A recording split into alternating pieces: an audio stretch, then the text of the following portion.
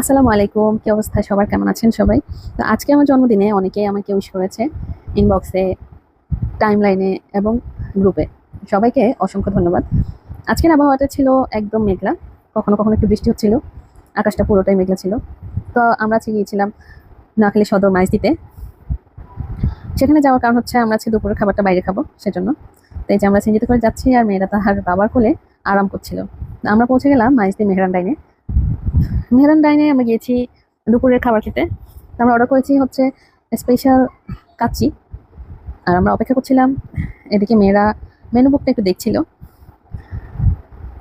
আর মেয়েরাও অনেক খুশি যে আম্মুর বার্থডেতে আজকে বাইরে খাওয়া দাওয়া হচ্ছে, কেক কিনবে, কত প্ল্যান চলছে আর কি। তো এদিকে আমাদের খাবারটা চলে আসলো, মজাদার কাচ্চি। আমি কিন্তু বরাবরই কাচ্চি লাভার, কাচ্চিটা আমার কাছে খুবই ভালো লাগে। দেন আমরা একটু খাওয়া দাওয়াটা সেরে নিলাম, এরপরে কফি খেলাম, তারপর আমরা আস্তে ধীরে বাসায় চলে আসলাম।